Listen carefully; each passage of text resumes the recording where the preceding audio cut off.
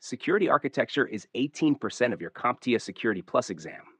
If you do not score well here, passing on your first attempt becomes very hard. In this video, we drill real exam-style questions to lock in this high-scoring domain.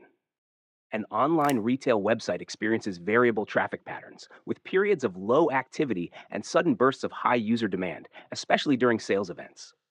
Which cloud computing principle should be implemented to efficiently manage these fluctuating resource requirements? The options are A. Scalability, B. Implementing a content delivery network, CDN, C. Elasticity, D. Upgrading server hardware. This question is testing your knowledge of cloud resource management concepts, specifically how to handle unpredictable traffic spikes. The key phrase is sudden bursts and fluctuating. You need to identify which cloud principle automatically adjusts resources up or down based on real-time demand. Correct answer, C. Elasticity. Why C is correct? Elasticity is the cloud computing principle that automatically scales resources up during high demand and scales them back down when demand decreases. For an online retail site with sudden traffic bursts during sales events, elasticity provides automatic real-time resource adjustment. You only pay for what you use during peak times, then costs drop when traffic normalizes. This is exactly what the scenario requires, handling unpredictable spikes efficiently without manual intervention. Why the other options are wrong?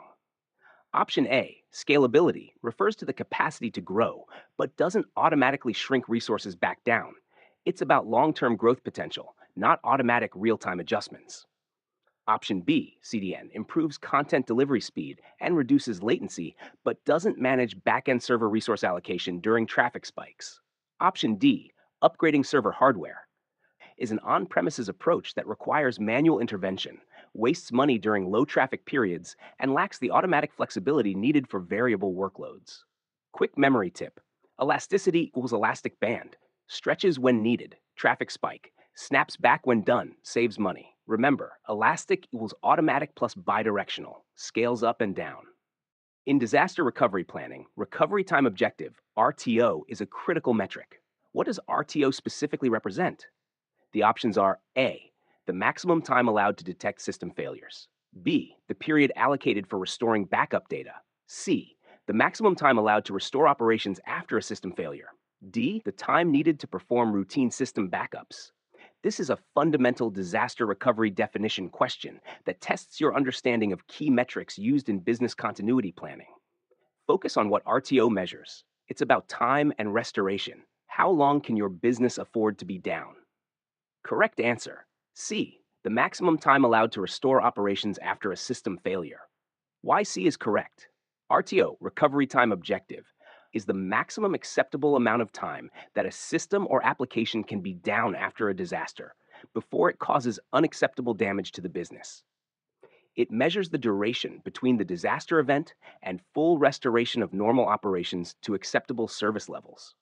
For example, if your RTO is 4 hours, you must have your systems back online within 4 hours of failure to avoid significant business impact.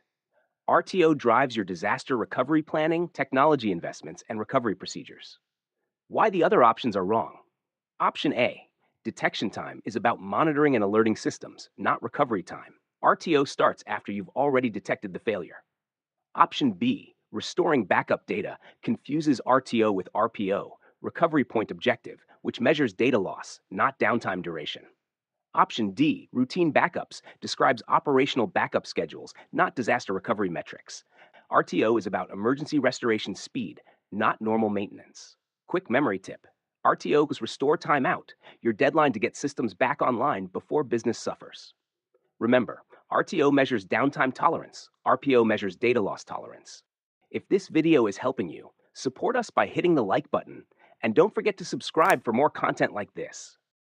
A company has arranged a backup facility with some pre-installed hardware and connectivity capabilities, which can be activated relatively quickly in case of a major disruption.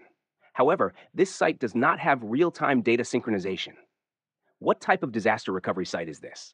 The options are A, cold site, B, warm site, C, hot site, D, mobile site. This question tests your ability to classify disaster recovery sites based on their readiness level and data synchronization capabilities. Key clues: pre-installed hardware. activated relatively quickly, and critically, not real-time data synchronization. This eliminates the most expensive option. Correct answer B, warm site. Why B is correct? A warm site is a partially equipped disaster recovery facility with pre-installed hardware, servers, network connectivity, and infrastructure that can be activated within hours or days. The defining characteristic is that it has equipment ready but uses periodic data synchronization, daily or weekly, rather than real-time replication. When disaster strikes, the warm site must be booted up and loaded with the latest backup data before operations can resume, resulting in some downtime, but faster recovery than a cold site. This represents the cost-effective middle ground between hot and cold sites. Why the other options are wrong. Option A, cold site, is just an empty facility with basic power, cooling, and connectivity, but no pre-installed hardware or systems. It requires extensive setup and equipment installation. Option C, hot site, has real-time data synchronization and is always operational, providing instant failover with virtually no downtime. This contradicts the scenario's no real-time synchronization detail. Option D, mobile site, refers to portable disaster recovery units, like trailers with equipment, and isn't a standard classification in the hot, warm, cold DR site framework. Quick memory tip: temperature equals speed, cold equals slowest, empty, warm equals medium, furnished, hot equals instant, duplicate, warm equals almost ready, hardware installed, but data needs loading. In the event of a system malfunction, if a web application's login authentication system denies all users access instead of verifying their credentials, which failure mode is it demonstrating? The options are A, fail open, B, fail closed, C, fail over, D, fail reset. This tests your understanding of security failure modes, specifically how systems behave when they encounter errors or malfunctions. Key phrase, denies all users access during failure, means the system prioritizes security over availability. Correct answer B, fail closed. Why B is correct? Fail closed is a security configuration where a system defaults to a secure, restricted state when it encounters a failure or malfunction. When the authentication system denies all users access during a malfunction, it's failing closed by blocking all traffic rather than allowing potentially unauthorized access. This approach prioritizes security over availability. Even though legitimate users are temporarily denied access, the system ensures no unauthorized access can occur during the failure. Security-critical applications like firewalls, authentication servers, and access control systems should always fail closed to prevent security breaches during system errors. Why the other options are wrong. Option A, fail open, is the opposite behavior. It allows all traffic or access to continue when a system fails, prioritizing availability over security, which would let everyone in during a malfunction. Option C, failover, refers to switching to a backup system or redundant component when the primary system fails, not a security access decision. Option D, fail reset, is not a standard security failure mode term used in authentication or access control systems. Quick memory tip: closed door equals secure. Fail closed locks everyone out when broken. Fail open lets everyone in. Remember, security systems should fail closed, emergency exits should fail open. Which backup strategy involves capturing the state of a system at a specific point in time, typically with minimal impact on system resources, and often used for quick recovery in virtualized environments? The options are A, full backup, B, incremental backup, C, differential backup, D, snapshot. This question focuses on virtualized environment backup methods and their characteristics, specifically speed and low resource impact.